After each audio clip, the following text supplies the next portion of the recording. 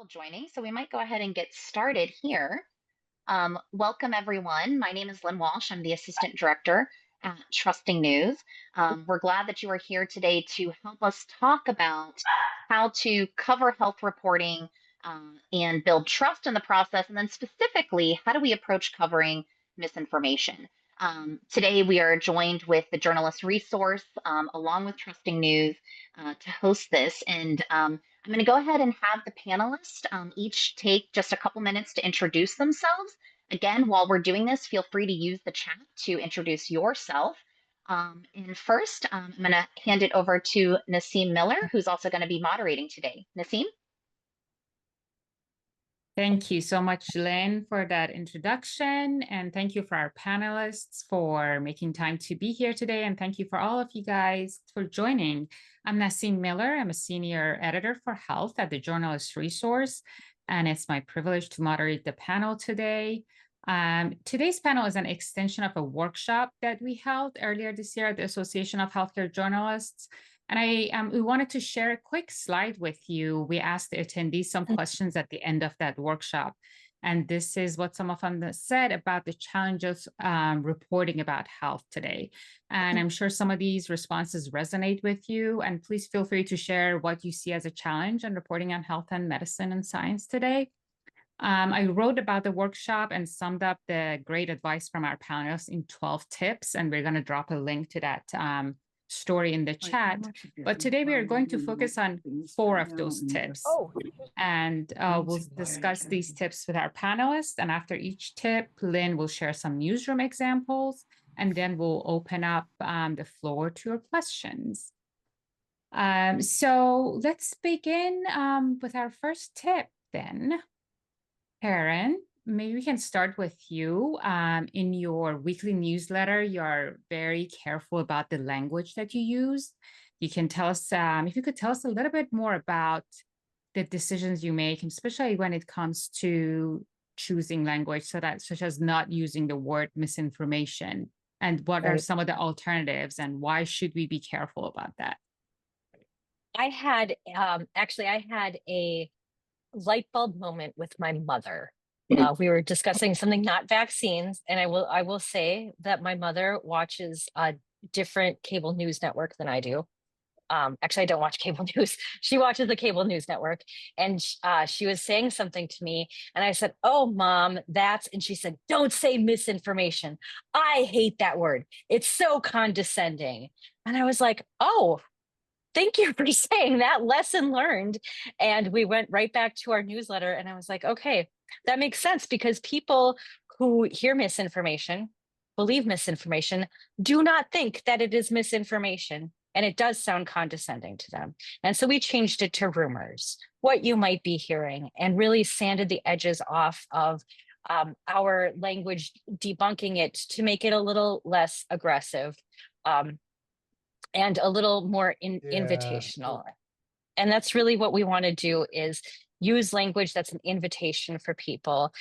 Make sure that we're explaining to them how we know things, not just that we know things, but this is how we know that vaccines cannot cause autism, for example.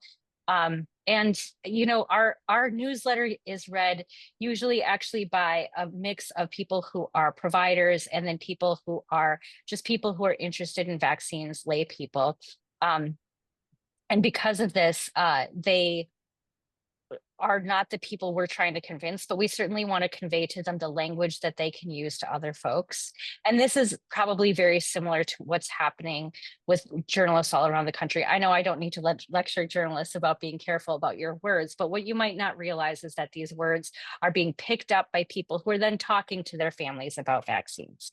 And so the more they know about how the vaccines work, the more that they can use language that is scientifically accurate, but not jargony, and not sounding like you wouldn't understand this. It's about the immune system, and there are T cells, and you don't know what a T cell is. But really, bringing in language that really invites people to understand, invites people to think, to take another look at things, and trusts people that they can understand language, I think can understand science, I think is really very important. And I realized I launched into that whole explanation, and I forgot to mention the purpose of our newsletter. We write a newsletter. It goes out every Thursday morning. It's called Just the Facts, and it's a newsletter that debunks the top 3 trending vaccine rumors of the week. And so we delve deep into this. We write our newsletter actually at an 8th grade reading level because that's where our readers are at, and send it out that way. So that's really, thinking about inviting people in. The term misinformation is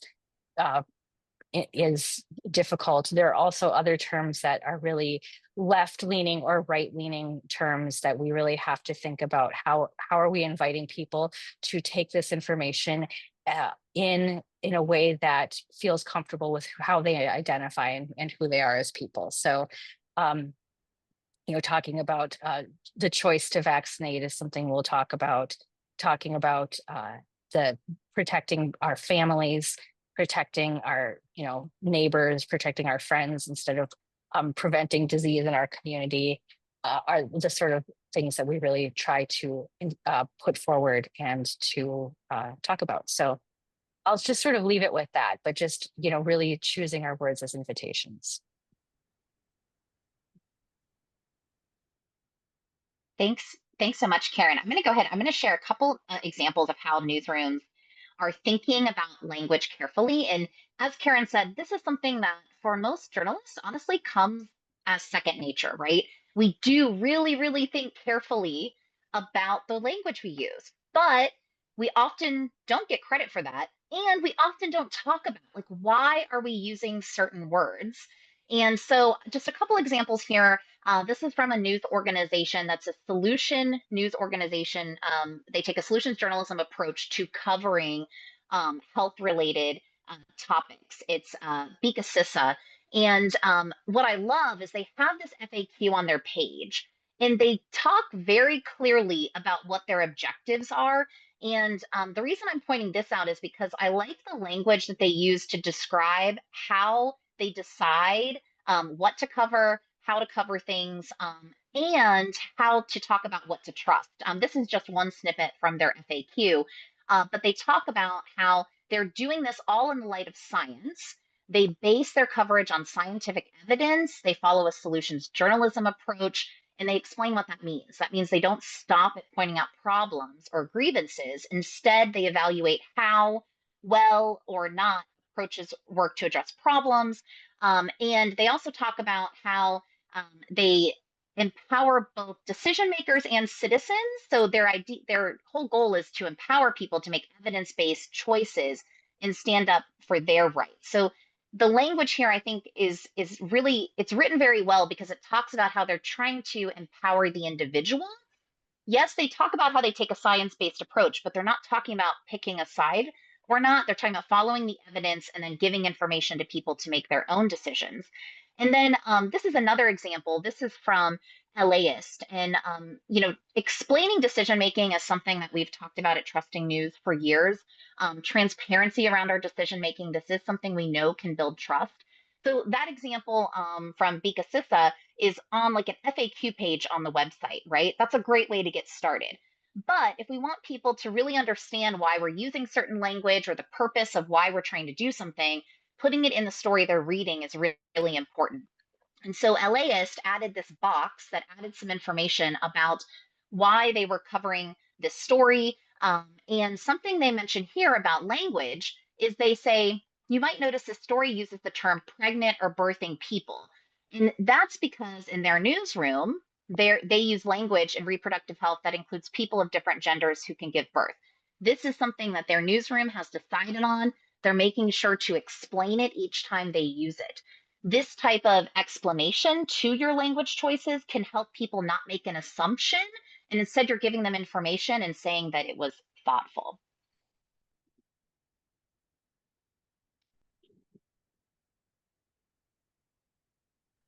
Great. Thank you so much for that. All right, let's move on to you, Stephanie. If you could please introduce yourself and also discuss the second tip with us, like how much information should we share with our audiences and why is that important?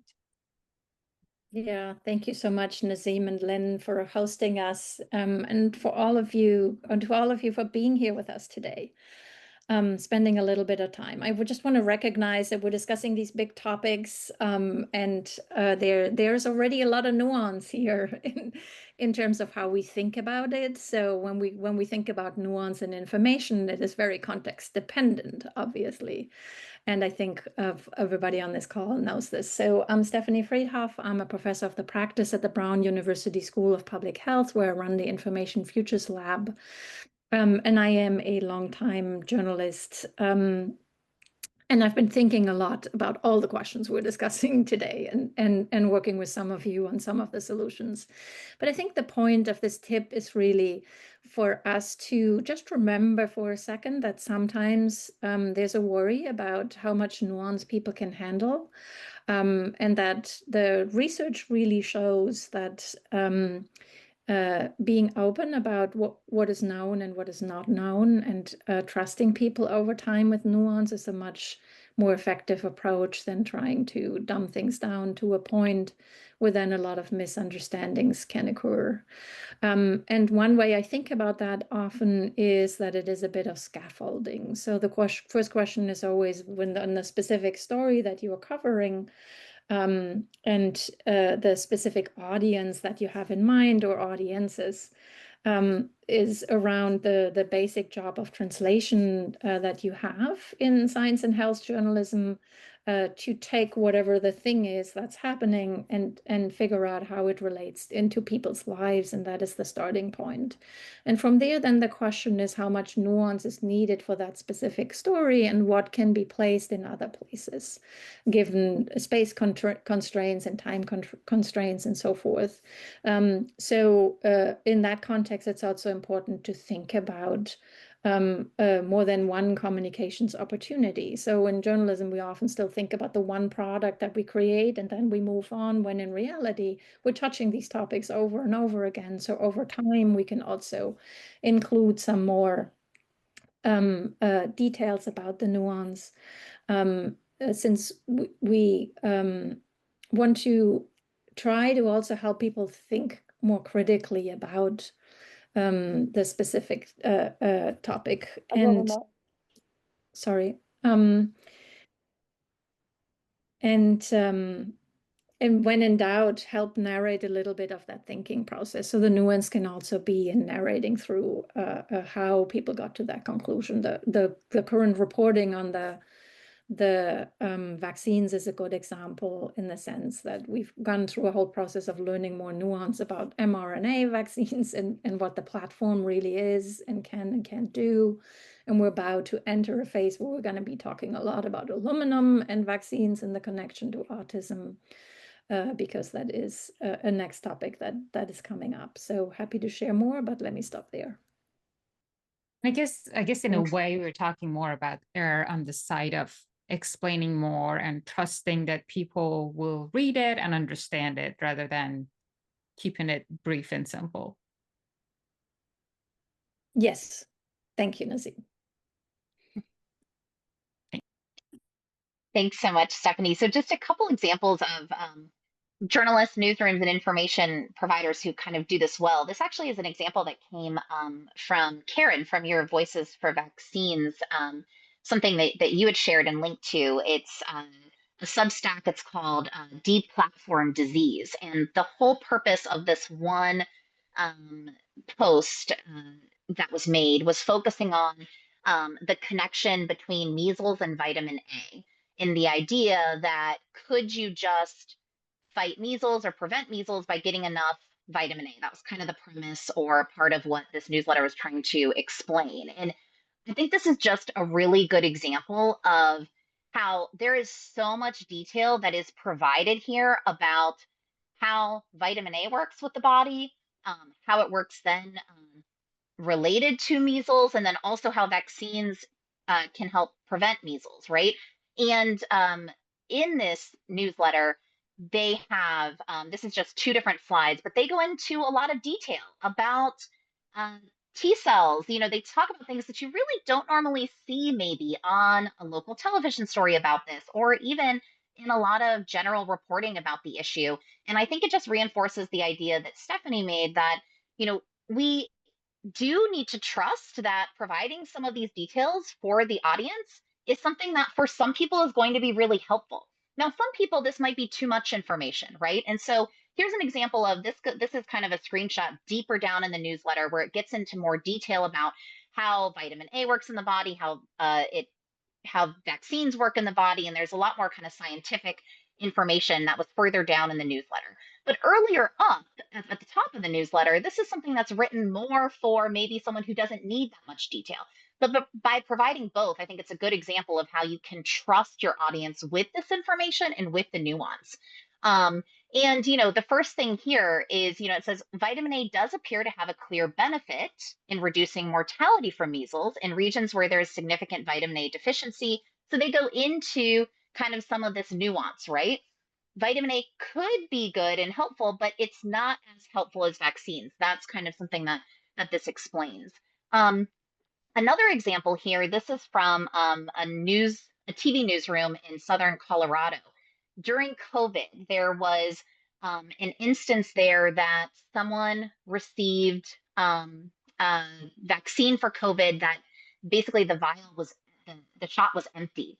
And so they covered the story. It turns out that yes, this did happen, but they talk about and provide information about how they verified this information. They talk about how they got the photo from the family. They then went to the Department of Health, and they walk through all the steps. Again, kind of helping provide that nuance of how they made sure that this information was correct and not kind of steering clear of just saying, this is the truth, here it is, and not providing that explanation. They explained how they know it. And then now we are on to tip 3. Nassim? Yes. And actually, Lynn, I'm going to ask you to talk about this tip if you Yeah. could. And you guys do great work in trusting news. So I was hoping you can share a little more about the whole idea of surveying the readers, but not only surveying them, listening to their answers and what they want. Yeah, so at Trusting News, when we talk about how to build trust, the ways that we know from working with newsrooms and attaching research primarily fall into 2 buckets. You have this idea of transparency, but also listening to your audience and engaging with them to kind of better serve them is another really crucial way to build trust. And so, something that we talk about a lot, especially when it comes to kind of these big issues that are happening maybe at a national level. This applies to a lot of things happening in health coverage. It applies to politics. It also applies to maybe things happening with the budget or education. I mean, there are all these things that people hear, and they may not know exactly what that means for them. It also can be really hard to try to figure out how to cover it in a way that's helpful and useful. And so, at Trusting News, when journalists come to us and they're like, what should we do? How should we attack? How should we attack this? How should we share this information in a way that's going to get through to people? We say, let's ask your audience. Let's ask your news consumers. Let's ask your community. What do they need right now? What do they want? And we have found that a really kind of easy way to do that, obviously, you can listen and see what people are sharing on social media. But an easy way to do that is to create a survey with some questions that ask, what types of things are you curious about, or what help do you need right now navigating vaccines, for example? That would be actually a great way to kind of create a survey of what questions do you have? What are you confused about? What do you want to know more about? Um, how can we help you make decisions for your family and for your children, right? By asking those questions, you're showing one that you're listening, something that we know that can build trust. But it also, if you do really listen and look at what you're hearing, it can help inform the direction that your reporting goes into. It's going to help you make decisions about who to talk to, what topics to cover, how to cover those topics. And then especially thinking about how some of these issues can be complicated. A lot of people may not understand exactly what measles is. They may not understand how vaccines work. So if you are asking and you get that feedback, you can now provide those types of on ramps so that they have that understanding and then can consume other content because they understand now what measles is, how it's different from chickenpox, and they have an on-ramp to understand how vaccines work. And so we've done this with newsrooms, and I'm going to show a couple examples, and I'm also going to show an example of a survey that we've used, not related to health, but related to politics.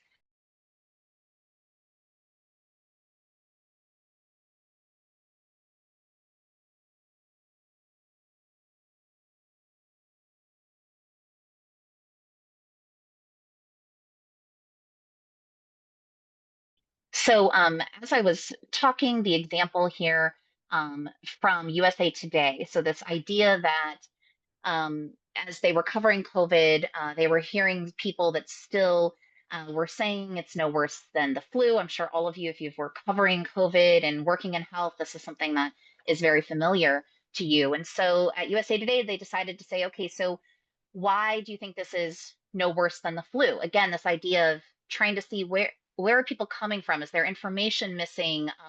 How can we kind of better fill in those information voids? And so when they did this, Nicole Carroll at USA Today heard from 200 people who wrote to her.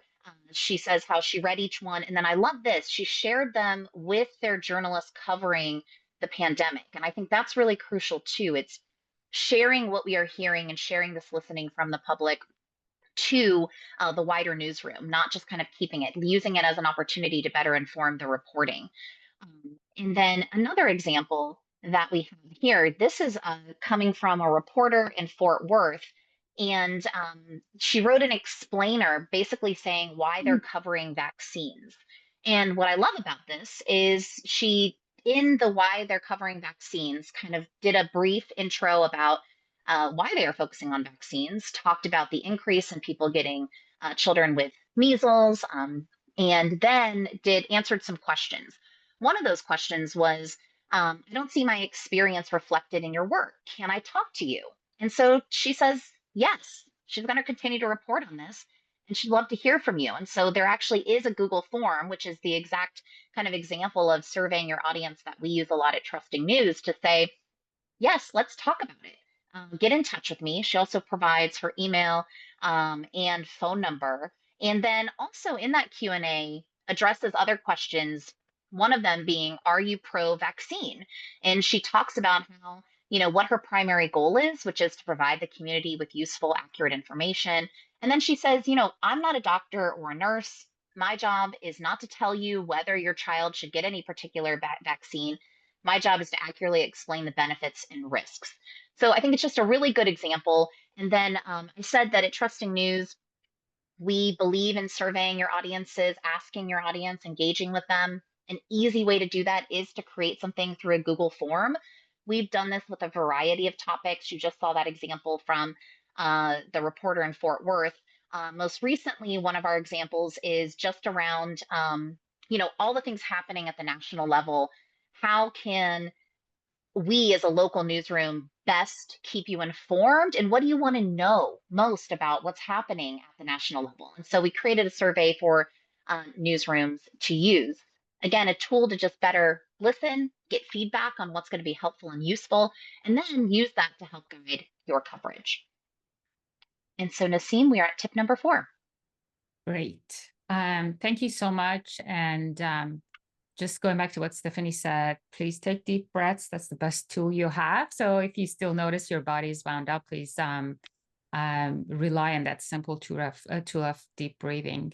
Okay, fourth and final tip, Tara, if you could introduce yourself and also talk a little bit more about meeting people where they are. It's one of those phrases we hear often.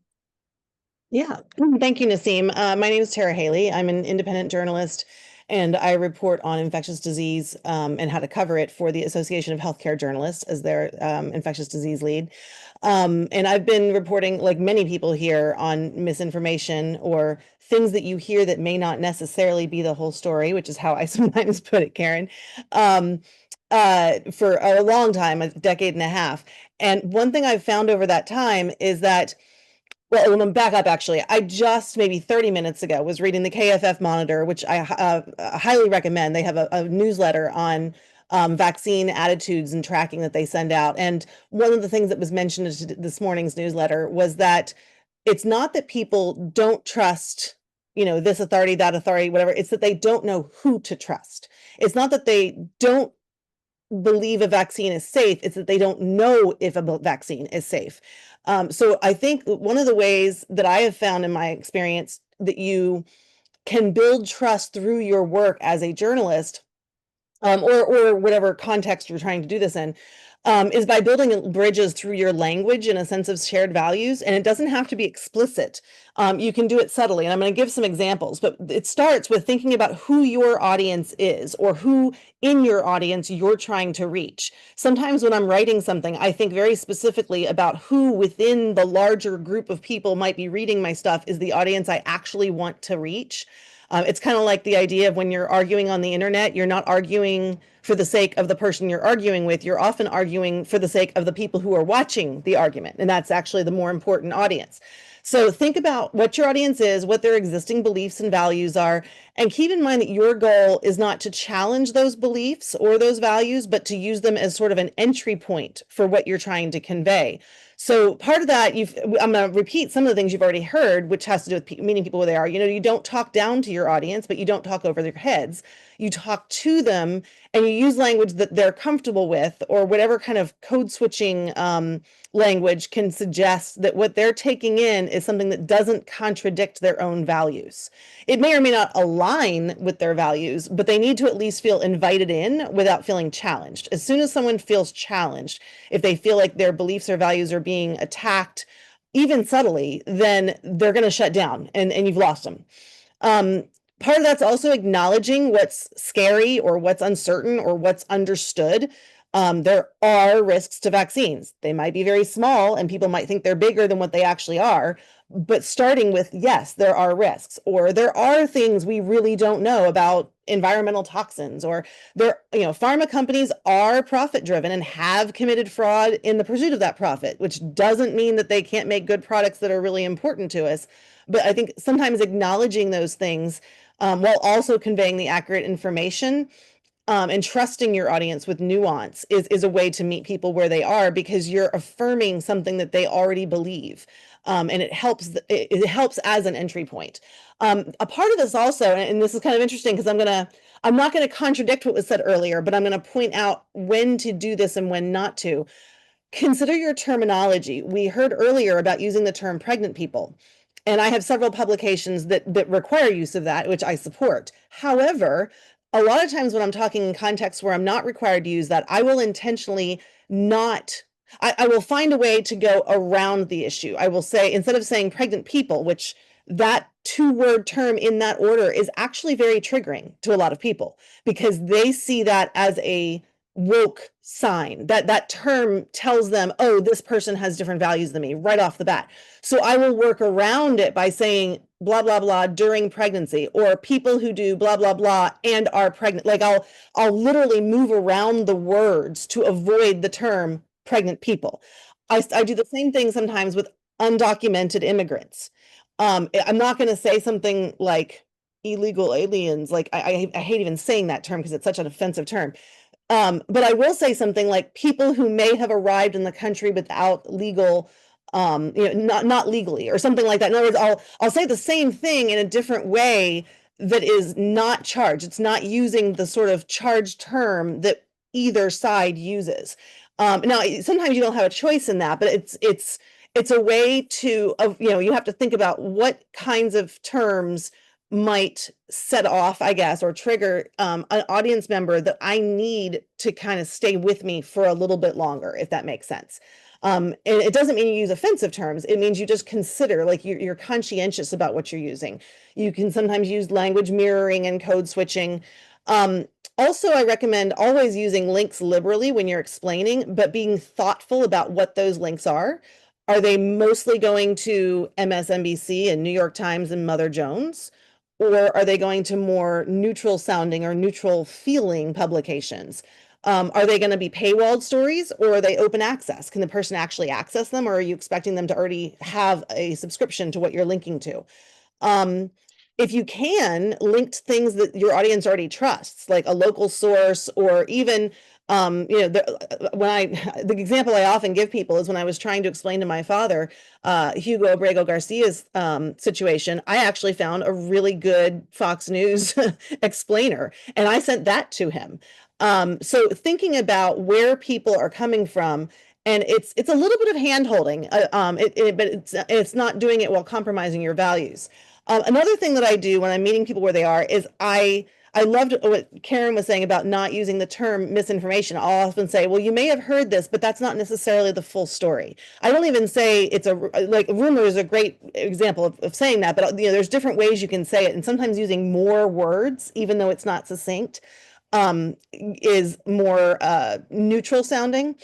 But one thing I try and do is explain the red flags that people should look for that are trying to mislead them. And I don't necessarily say it in that way. I more say like, hey, you may have heard this, but have you noticed blah, blah, blah? They may be trying to manipulate some of the people who are reading this. I don't say they're manipulating you by doing X, Y, Z. And one of the examples, Lynn's about to discuss this. Many of you remember the Plandemic video that came out during the pandemic about one of the denialists about COVID, and it was very splashy and well done, very professionally appearing. And a lot of different news outlets were discussing the many different misinformation pieces that were in it. I took a different tack with that, and I'll drop this link in the chat here in a moment. But I wrote about the way that 3 common persuasive techniques that go back to ancient Greece were used: logos, ethos, and pathos, and how this video was using those 3 persuasive techniques to try to manipulate people. So I didn't necessarily address all the different claims that were in the video. Instead, I was like, look at what they're trying to do here with this video. And I didn't even say this is why you shouldn't trust it. I implied this is why you shouldn't trust this video. Now I was writing it to people who were going to talk to their friends and neighbors about it. So it was more direct than that. But sometimes helping people know what to look for can help inoculate them against that misinformation. It's almost like you're teaching critical thinking through your writing, but not explicitly. So I'll drop that link in the chat, and I'm going to pass it on to Lynn. Thanks so much, Tara. And just sticking on the idea of the pandemic, this is an example that was on Lifehacker, and the reporter who wrote this, I think the approach, I really like the approach that she took, because it was written as if it was like a conversation. If you look at language, I think it really is stripped of any kind of words that I think add judgment to people asking questions, even of this. She starts out by saying, there's a video out there, just kind of setting the stage and saying, she's seeing people share it while saying things like, what do you think of this? Or I don't know if this is right, but it's worth listening to. And so then says, if you want to learn more, but are wary of being taken in by propaganda, I've written this for you. And then she basically describes what the pandemic is. And then there are a couple sections where she goes into kind of the larger truths, which Tara just mentioned, this idea that, some of the things in there is some truth to it. The assumptions that underlie the appeal of this video. For one, money runs a lot of things in this country. Big pharma has more power than it probably should, right? Kind of admitting some of that as you go into more detail. And then this portion here too, this important background saying, this looks like a documentary. So you can see why people would maybe think that just by watching, right, by the way that it was produced, think that this must be true, this must be accurate, this must be trustworthy sources.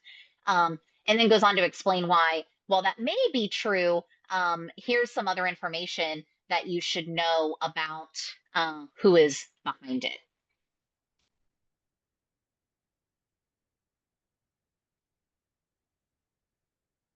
And so, Naseem, do we want to open it up to some questions?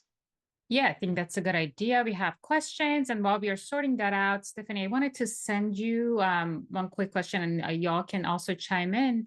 And it's about for building trust with audiences to lead with empathy rather than confrontation. Can you expand on that a little bit? Yes, thank you, Naseem. I think we can all need some empathy right now. which is such a, ironic example. So yes, actually, I'll start with the example that really made me feel this in a new way. We were doing a pilot in South Florida with folks that are trusted messengers to the Spanish-speaking diaspora community there. And we were just helping them understand what questions people had and what kind of, what are quick ways in WhatsApp where they all spend time to respond to them. So some of that last mile journalism piece. But in the context of that, we really tried to be, as we've just heard, like understand your audience. We've been chatting in the chat here about how important it is to have that be reflected in how you're talking about things, that patients, who have certain experiences feel that they're heard and seen in the content. And in this specific case, we also worked with Fact-Checkado, the fact-checking team, to both like help and to really like from that information ecosystem perspective, have all the different players work together on what are actually the best way to connect with audiences when we're answering their questions.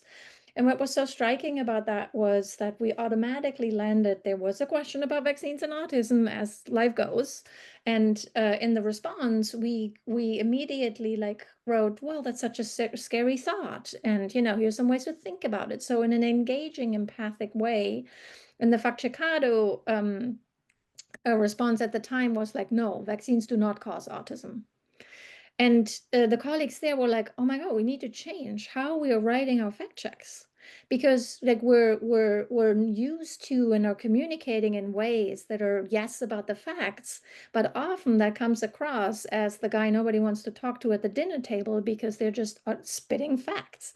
And in the ways that we want to and can find a more relational tone and picking people up where they are in their thoughts, really building on everything Tara just said and others also, is really that point about how in journalism, whenever we can use that kind of language, we'll both have more interest from readers and we'll be able to actually reach them with the information instead of people just, passing the information along or skipping.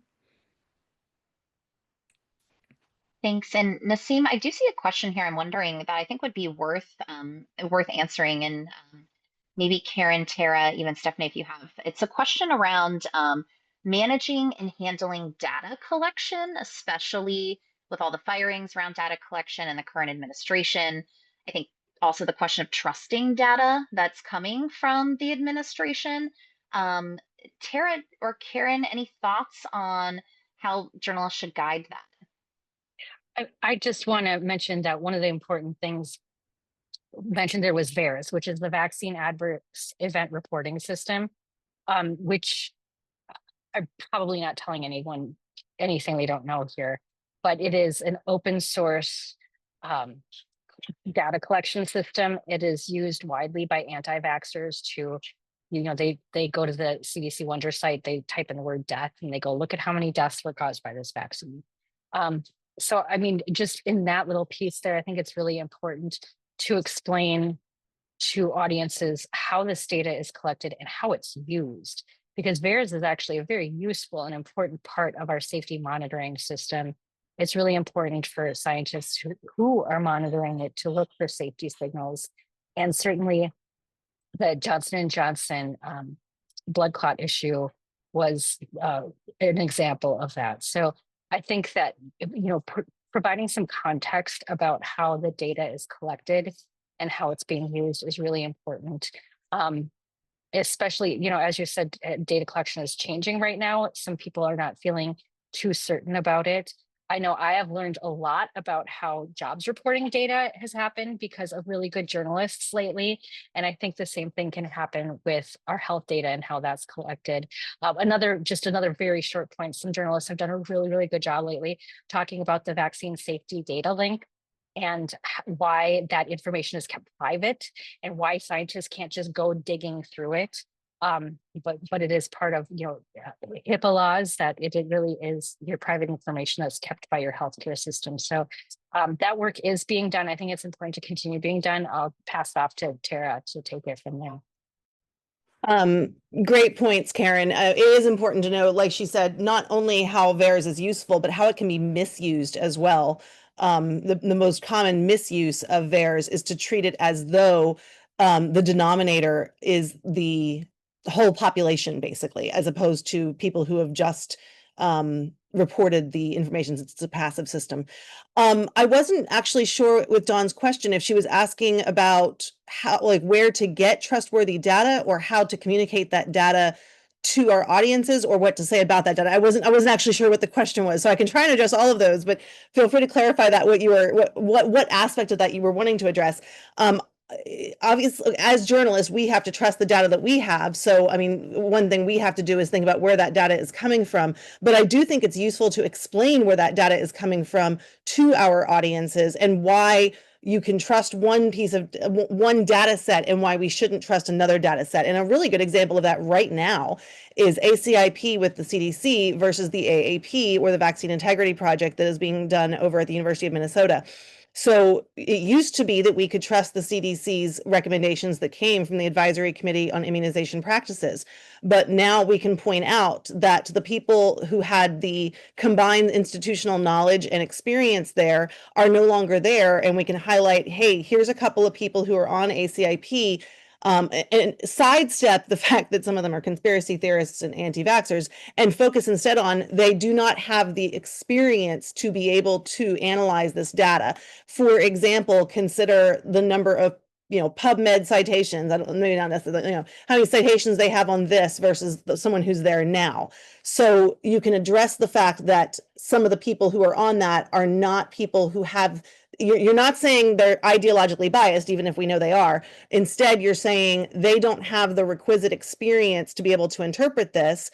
However, over here at AAP, they have this group of people, and let's look at some of the people there and what experience there is. So kind of, I mean, that's a kind of a very long-winded answer, but you're trying to help your audience understand how you as a journalist assess and analyze data and determine its credibility. So I wasn't sure if that's what you were asking, Dawn, or not. I'm skimming through here.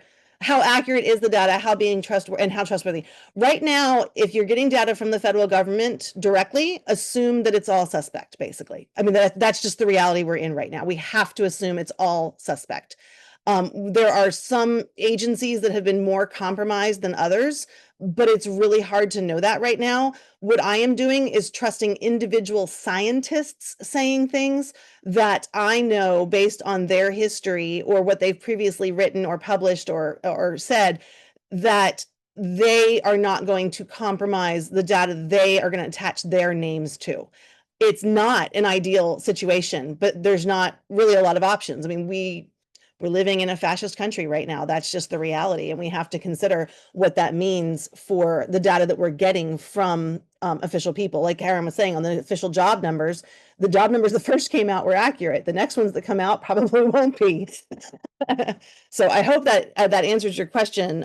I wanted to also address one other thing I saw about, I think it was Mia's question about how to communicate nuance while keeping in a sense of the limited time we have, like how we can balance communicating nuance with the need to be direct and quick. I use a pyramid structure for that. I start out with the most important thing they need to know, and then I give a little bit of nuance for that. And then I go, I move on, but eventually I get deeper into the story. That's where I start to introduce the nuance. The people who want to know will keep reading and get that far, whereas the most important information for everybody else is the top. It's kind of the traditional news story that we all learned once upon a time, way back in the day, on the pyramid structure, but it's just applying it to scientific information instead. And then people get to choose whether they want to keep reading and get into all that nuance, or whether they've gotten what they need from the top. So that's one of the approaches that I take. Thanks so much, Tara. And I'm curious to Tara and Karen, if you have a link, because that idea of explaining like what a database is, what it means, how it works, the impact it has, that's kind of the on-ramp, right? Providing that type of information can help people understand other elements of it. If you have any links to anything that's been written, I mean, these are things that, again, if you as a journalist don't have to necessarily write it, maybe someone else has, and you can link to it, as Tara has said. So if you have any examples of that and want to put a link in the chat, I think that'd be great. The next question, there have been a couple here around debunking and falsehoods, and when you're covering things that might be false, incorrect, rumors, misinformation, it's question around how do you mention what's false without in continuing to spread the misinformation, and then on the flip side, not alienating those who may believe the Trump administration, who may believe the information, right? Like, what's the balance between covering this falsehood, this rumor, without alienating people and continuing to have the information spread? There kind of have been a couple questions around that. I don't know, Uh, Stephanie or Karen or Tara. I mean, part of what I do is what I was talking about before with the language mirroring and the code switching and trying to find an entry point in where they are and also acknowledging things that they already believe up front can be things that you can do because then they feel like you're not an enemy, like, oh, okay, we have some common ground. I use this a lot on my Facebook I have a couple people who follow me on Facebook and will periodically pop up, and they very clearly are big like Musk fanboys or they voted for Trump, but I haven't lost them because there are things I look for things that they say that I can say, you know what, that's a really good point. And then I move on from there. So it's sort of that acknowledgement and back and forth. And it doesn't mean that you give in on the truth. Someone mentioned, can we lose sight of fact checking? Yeah, that is a risk, but I think we're smart enough to be able to think, okay, wait, I need to get across this information right here. It doesn't mean that you can't look for openings in stuff. There is common ground. It might be hard to find sometimes, but there are things that you can find when you talk about that. And I'm going to switch real quick to a question Jenny asked twice, and I wanted to. She talked about, does anyone think that people would rather have simple but unfounded certainties if given the choice? I think we all would, frankly. I think it would be a lot easier if you could tell me things with certainty and I could believe them and move on. And I think it's okay to acknowledge that too. Like, I wish I could, would it be awesome to have a vaccine that we knew was 100% safe? Absolutely. Would it be nice to drink water that was 100% safe? Absolutely. You know how I did that there? They're not scared of drinking water, but I just pointed out the similarity in something that they already take for granted as being safe and something and we know that it's not always safe to drink water. Ask the people in Flint, right? So I think you can acknowledge that it would be nice to have those simple answers. And there are going to be people who still don't want it. And that's fine. We can't do anything about that. That's not our audience. If they're not going to take that information, then we move on, right? You never can reach everybody. I think everyone who's a journalist has that same idea as teachers and doctors. You can't save everybody. So. Thanks, Tara. And I know, Carmen, thank you so much for mentioning the truth sandwich in there. Stephanie, is there anything specifically you would also add to this idea of how to cover things without allowing the misinformation, the rumors to spread, but also like any tips to not alienate people who may really believe that something or the administration in this case? Yeah, maybe connecting it to one of the other comments and some of the questions in the chat around how we're in a very different moment right now. So part of what is being shared is the good old, like, how to put the false information in the middle and how to, but that is really hard right now when you're in sometimes breaking news environments and the misinformation is coming from the top right there, and it is like a journalistic standard to at least repeat that you are sharing what has happened at a specific event. So some ways to deal with that include not quoting directly, but indirectly and sandwiching that information. They include one thing that is really essential, and I know that's a hard thing to do, but wherever, if you are on a team and not a freelancer, work together. We often have political reporters writing these stories who don't know the nuance, or then there's a science reporter who doesn't necessarily follow all the politics that much. So building those types of teams is really essential because, again, there's so much here in the nuance at that moment. So I think that having conversations in our newsrooms about our standards is also a key. We need to do this right now because we need to change how we do this work. The model does not work. Just to repeat what happened there and so said this is not an appropriate way to communicate the kinds of really consequential false information that is being spread. Happy to talk more about it, but we're running out of time.